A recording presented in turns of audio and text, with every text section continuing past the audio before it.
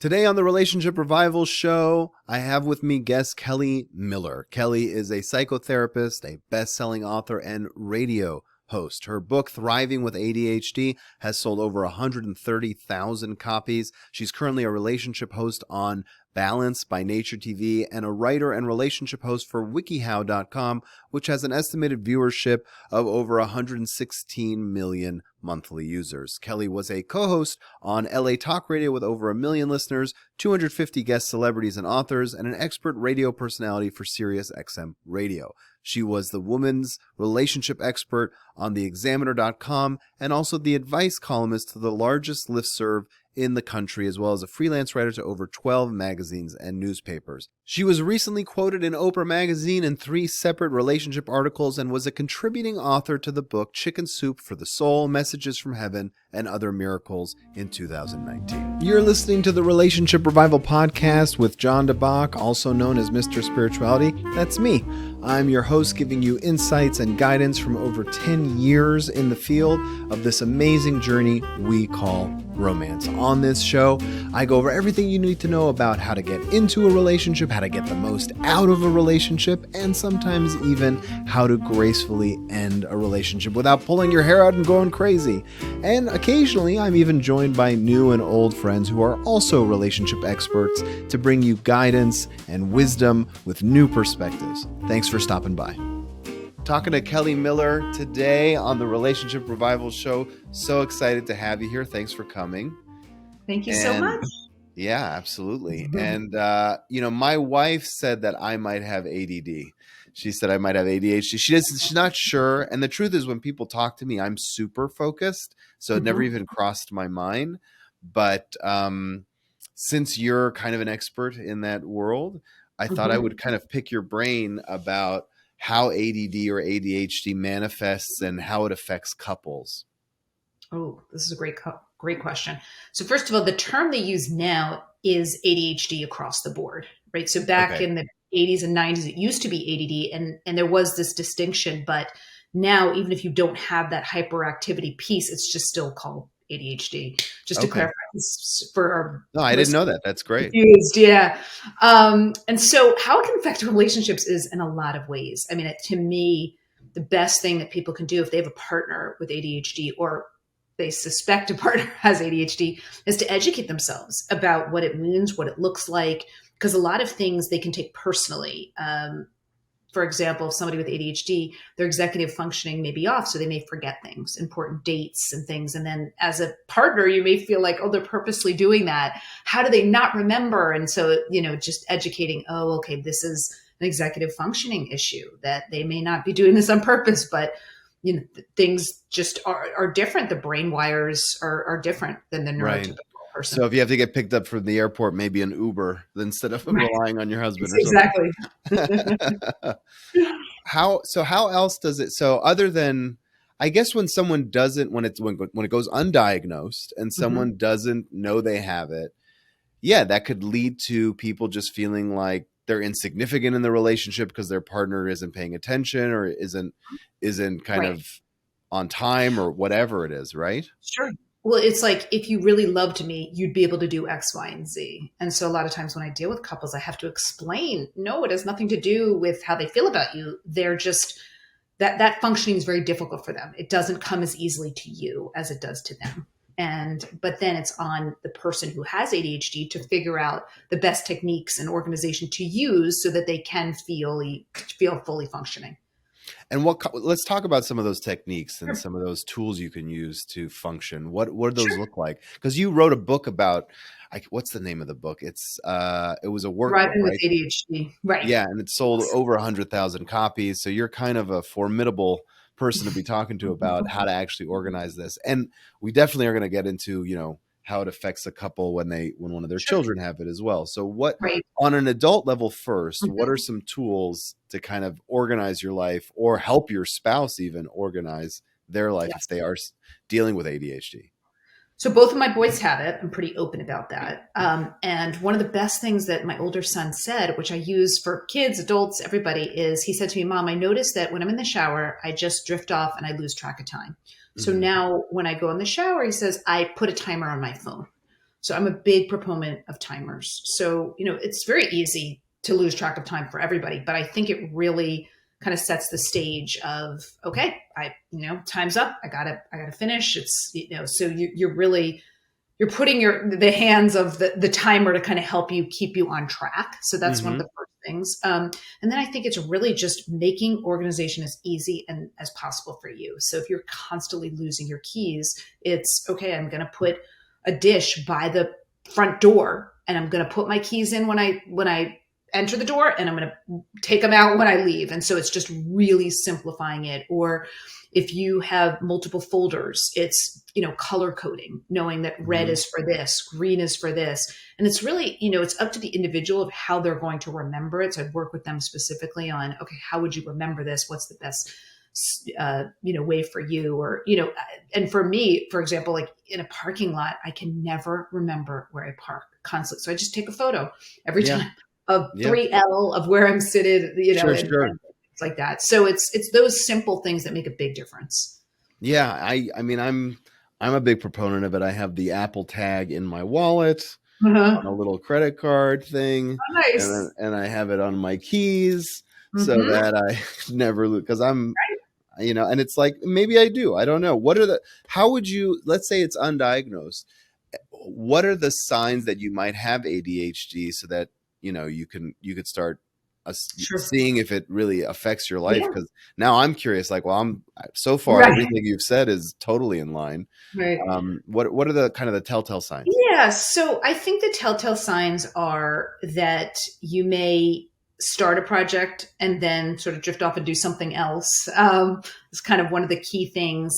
There's a hyper focus on something. So if you're really interested in it, you may really hyper focus on it. So I think that's why people get confused. But it's like, no, I could do this all day. And so there's a hyper focus on a specific thing. There's forgetfulness about, especially with young kids, like forgetting jackets, forgetting things at school. Um, there's a difficulty with certain, maybe some learning styles, like in class, and that involves, like, fidgeting and like needing to just constantly sort of stimulate yourself in some way. So like you might see a lot of kids like, like doing Right. this type of like fidgety and that type of thing. Um, I'm trying to think if those are like the kind of the main things I see. It appears different in girls versus boys too. So you may see more of that hyperactivity in boys versus girls. What does it look Uh, like in girls when they don't have Also that might be a hyper? little bit more daydreaming. Mm-hmm. Yeah, but a lot of times learning disabilities coexist with ADHD. Okay. So you may see a lot of people who have ADHD and dyslexia, or ADHD and something else. So they coexist together a lot of the time too. Um, Interesting. yeah. So the one thing I would always say is, it's, people are really afraid to get tested or know. And I know a lot of parents were like, oh, I don't want to know. It's almost like a denial. And I'm always like, no, it's the best thing to do to get early education and early testing as soon as you have that inkling, because that information is power. You learn how to work with your kids. The kids can get extra help in school. So yeah, I'm a huge proponent of that. What does that extra help look like? Hmm. So you would get accommodations in schools. So in California, there's something called a 504 plan, or you can get an IEP, which is an individualized education plan. And depending on where you are, the 504 plan is a little less structured versus the IEP, but the accommodations would include extra time on tests. It would include some of those fidget toys, like the Mm-hmm. kid could actually use them. It would include things like speech and language if they need it. It would include resource help where they're pulled out of the classroom or a teacher comes in to help them. So things like that make a huge difference. And where are you personally? I know you're not a psychiatrist, but where are you Mhm, personally about kind of taking medication for mhm. ADHD?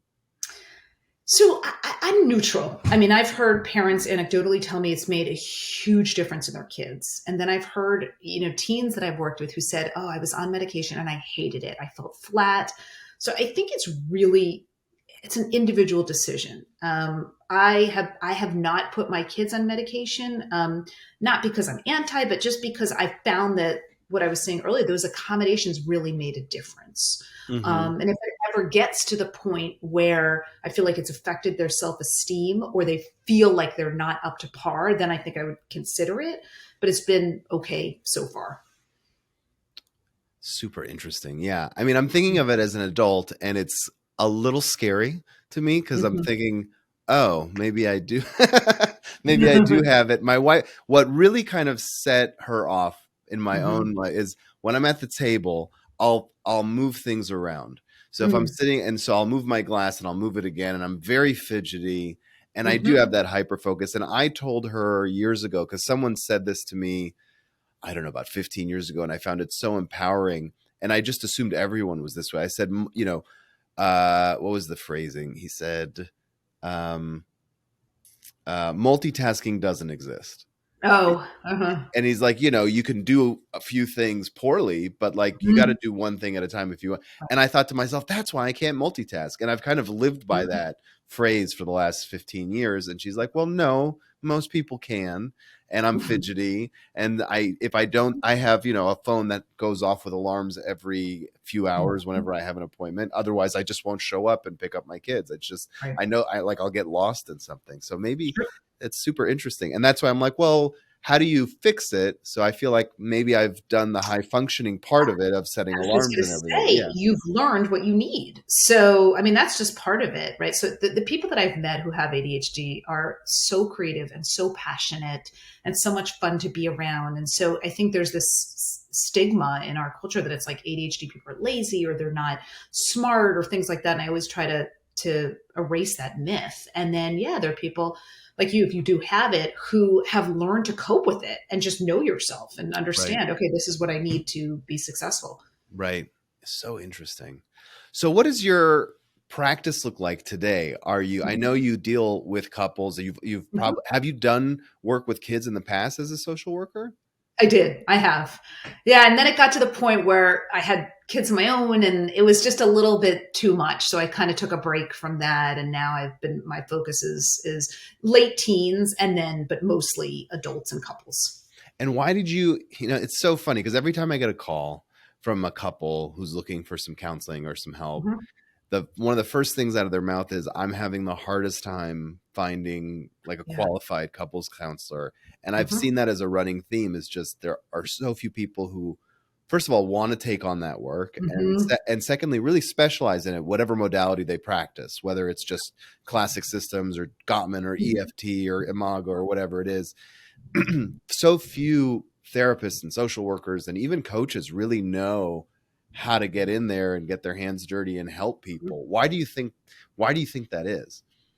I think a lot of therapists are afraid of because it's a very intense dynamic. And I think it's a little bit intense for a lot of therapists. So it's funny, I found that there's two camps people who love couples and people who are like, oh, no, I don't want couples. Yeah. Yeah. And so I'm definitely in the camp that I love it. So I think you need to be okay with a really intense dynamic that a lot's going to be going on.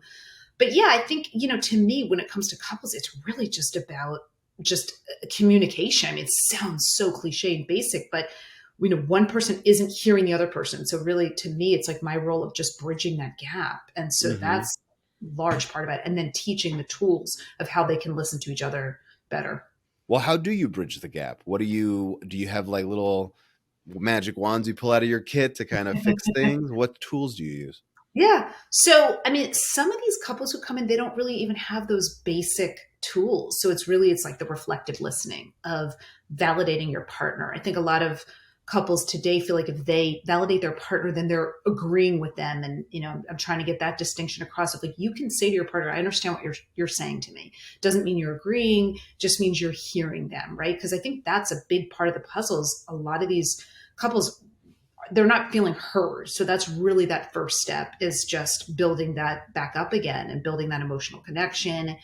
And then there's obviously intimacy issues. So everything kind of stems on everything. So if the couple's going to feel more heard, then they're going to be more likely to have intimacy. So there's all these things that just from a basic level, if you can help, then you can build from there.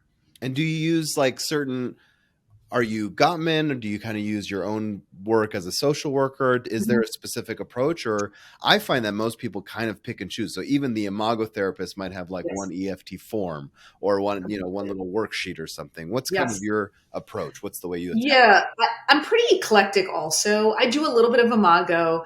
To me, I mean, I don't know. I don't like to like focus on one thing. It's so different with each couple. So it's really what they need. I mean, some couples like just like with individuals. I mean, I can do mindfulness with some, and others are like, "Ooh, that's too woo woo for me." And Right. and some CBT, it's like goes over their head. So I think it's really specific. But to me, again, like I said, it's just really like trying to help, like almost a mediator position of where I'm really trying to help the other people see where they're coming from.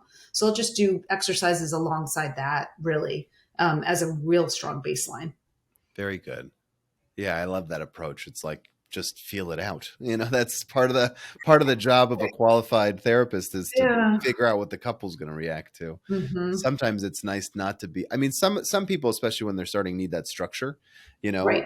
But some, the longer you do it, the more you realize sometimes breaking that structure is what's needed for this Mhm. particular couple. You didn't start with couples though in your career, did you? I always did. You always Yeah. I did. mean, Okay. yeah, I always did. And I always loved it. I did both. And I think they both I mean, I know some therapists who just do couples or mostly just do individuals. I like the variety. I think Yeah, it's fun. And yeah, it's that's kind of great. exciting. Well, Hmm. what about your own life? What's informed you? Some Hmm. challenges, some obstacles in your own life that have kind of helped you be a better therapist. Oh, so many. I think we take so many of our personal challenges, and it makes us richer therapists for sure. The biggest one is I got divorced about 4 years ago, and so, in all honesty, I think that tremendously helped me as a couples therapist. Learning about communication skills, learning about I think just being on the other side, it's almost like you feel like you know something that you didn't when you were married. It's kind of interesting. So it's kind of What like did more of a So broader now I'm view. fascinated because I'm still married Yeah. and Yeah. I hope to stay married, but what did you Mhm. find out in the divorce that you didn't figure out in marriage? Yeah, I think that number one, like obviously you both have to really stay in strong communication. I think that you just sort of live your everyday life and you can kind of go along. And so those real honest check-ins are huge. But I also think that each individual has to know how they feel. And so if somebody's a little bit checked out, they may not know totally how they feel, and that leaves the partner kind of, blindsided a little bit. So I think really stressing that importance of as an individual, you checking in with how you're feeling, what's going on with you, what do you need in this relationship. And so that's one major thing I think I've learned, but also just like the importance of riding out those waves. I mean, if you're in a long-term marriage, for let's say, 50, 60 years, and you're struggling, it's just a blip, right, in Yeah. this long marriage. And I think when couples are going through it, it feels like, oh my God, it's the end. And so it's really just kind of riding those waves and really making that distinction where people can kind of, come back and say, oh yeah, that makes sense. I can sort of ride this blip and Yeah, pass absolutely. I think it's interesting because now I'm thinking back to possibility of me being ADHD when there are kind of speed bumps in the road on our marriage. I hyper focus on the speed bump. through. And Hmm. so it becomes very uncomfortable, which is probably one of the reasons why I was driven to this work is like I need to fix my own, and thank God we have a really great marriage and everything. But Hmm. it's like whenever there was a problem, I'm like, this is it. It's over. I gotta fix it. And everything else disappeared. And so Hmm. learning those tools first and foremost came as just being useful for Sure. me. So that's yeah, it's a good point. I mean, in the long scheme of things, if you do have a 50-year marriage, what's a Yeah. month of working through a problem? It's nothing. Exactly. Right. Right. But then again, both people have to be truly committed to that process. And so that's something else I learned. I mean, I have couples all the time, come to my office. You can tell one person sort of has one foot out the door. So, it's at that understanding that they both really need to be in. I mean, you can work with if a couple of one comes in and they have like a small percentage of wanting to make it work, you can definitely work with that and build it. But Sure. overall, they both really need to want I it. mean, at the end of the day, they walk through the door, so Right. there's Exactly. some Some effort, percentage. right? Right. Right. Yeah. It's a much worse sign when you have a session scheduled with two people and only one shows up. So, It's That's a much, happened. yeah, that's a whole different thing. Well, what do you Yes. feel is your greatest accomplishment in life or in your career? I mean, it's there, Right. there's so much to choose from. Oh, that's a really good question. Yeah, I guess I think for me it's just overcoming obstacles and then not letting it get me down, just the resilience around it. So, in my personal life, I had some infertility and we had to use a surrogate for seconds. So kind of started that way.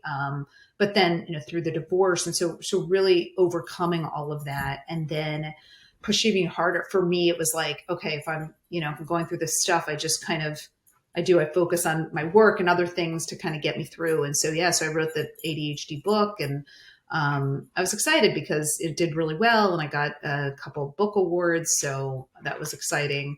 But yeah, I mean, and then obviously having my two kids and really teaching them that ADHD is not a deficit, even though it's called attention deficit hyperactivity disorder.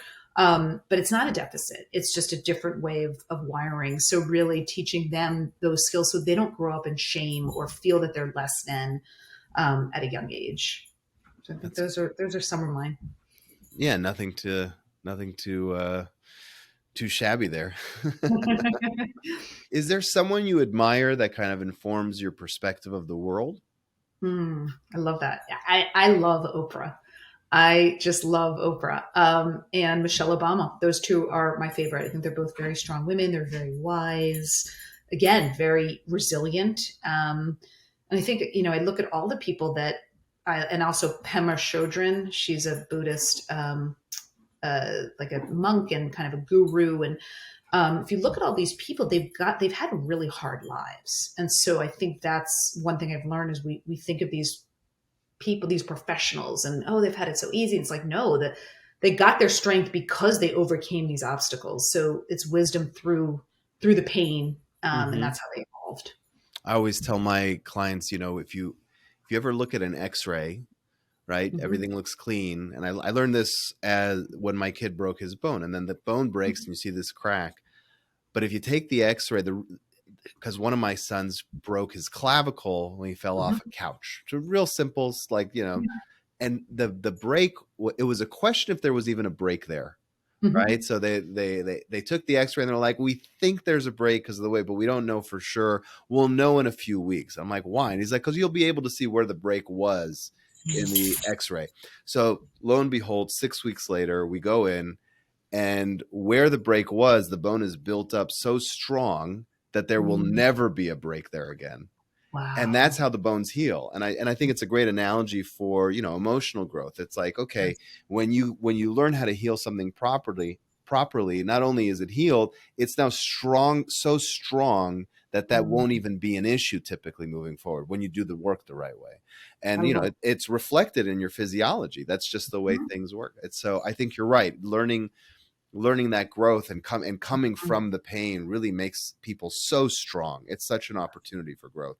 I love that you said that. No, I love Um, your analogy. I'm a visual person, so I'm like, oh, I can totally see that. That's oh my! It great. was staring at me black and white on this big screen, and you see this straight line and then this big bump. I'm like, "What's the bump?" It's like Mhm. that's where the bone, you know, Mhm. grows, and you will. He's like, he will never have a break in that exact spot again. So So. I was like, "Wow, that's crazy." Mhm. Well, if you could tell people, other than just learn how to communicate, right? If you could Right. tell a couple, this is one thing you could put into your marriage or your relationship right now that will make things 10 times easier. What do you think Mhm. that would be? So one thing, and I'm starting to write a book about this, and I talk about it, is I like to play the game, who is more emotionally invested, right? So we have a couple. One person really wants to go to the movies. One person really wants to go out to dinner. And, it starts kind of an argument or resentment because he wants it, she wants it. And so what I typically do is, okay, so, on a scale of 1 to 10, how badly do you want to go to dinner? And the person may say, well, maybe a 7. We went out last night. And then I say to the person, how badly do you want to watch the movie? We have not seen a movie in ages. I'm like a 9. And so it's really just, getting honest, But people are typically really honest in their scaling systems. Like people always say, yeah, but what if, we're not honest? I'm like, no, I haven't really seen that. People are honest because they recognize, okay, they're going to win the next one, or, that type of Right. thing. So it's just simple technique to kind of, because we get so strong. I'm like, well, I really want this. And like, there's so much built up in that. But when we just kind of simplify it, it makes it easy for couples. So that's just something simple and easy to do. I like the scoring system because it's self-reported. And the other thing that I think it would help combating is there are lots of people out there. I just talked to a couple before this call where they both have a passive communication style. And so it's like, well, whatever you want. But then if you put it in different terms, like where do you want it on a scale of 1 to 10? Yes. I could hear a lot of my own clients saying a 9 and the other partner being like dumbfounded. Like I would have never guessed it was a 9 because you just weren't verbalizing that. But that's how they feel inside. And so you're giving them this really great tool to express it on a numerical scale to where it can communicate kind of to anybody. So that's really clever. I like that. When do you think that book might be finished? Well, it's literally in publishers' hands as we speak. So, keeping fingers crossed. So I wrote the proposal. Proposal is like 40 pages of like why that you think the book will sell, who's the audience. It's a whole sample chapter. So I did that, sent it to my agent, and so she's hand delivering it. So what's the publishing journey like? A lot of people who listen to the show are other therapists and other social workers. What's that been like for you? So there's 2 routes, right? So you could self-publish or you can go through a traditional publisher. And so I've done both. One of my relationship books I self-published, and then the ADHD book was a traditional publisher. And I think both have its advantages. Self-publishing, you get a lot of autonomy. You get to design the artwork. It's basically all on your own, but then the marketing may be lacking where you need to pick up from there. And that's the benefit of a traditional publisher is they'll do the marketing for you. They'll do the publishing. But then again, they choose the artwork and the editor and kind of have the last say. So it's really up to you. And then with a traditional publisher, you do have to typically do those proposals. So there's work involved. But either way, I mean, I applaud anybody who goes down the route. It's a tough feat, but it's so worth it. And I think it's a wonderful journey. Well, yeah, and you had such a wonderful success, so the carrot at the end of that is pretty nice for sure. Well, thank you so much for being with us. If you want to get in touch with Kelli, you could find her on Instagram at Kelli Miller Therapy, and that's KELLI, so Kelli Miller Therapy. And your website is also just kellimillertherapy.com, correct? Right. Thank you so much for being here. It was an absolute pleasure. If you're interested in learning how to get the absolute most out of your romantic relationships, then you're in luck because I have put together a free workshop or masterclass, if you will, about 3 secrets that people in happy relationships have discovered. You can view the workshop at mrspirituality.com/3 secrets. Again, it's completely free. Just go there and watch it. It'll help you on your journey, give you some wisdom, some things to think about. The website again is mrspirituality.com/3 secrets. That's mrspirituality.com/3, the word secrets. It's all yours. Enjoy.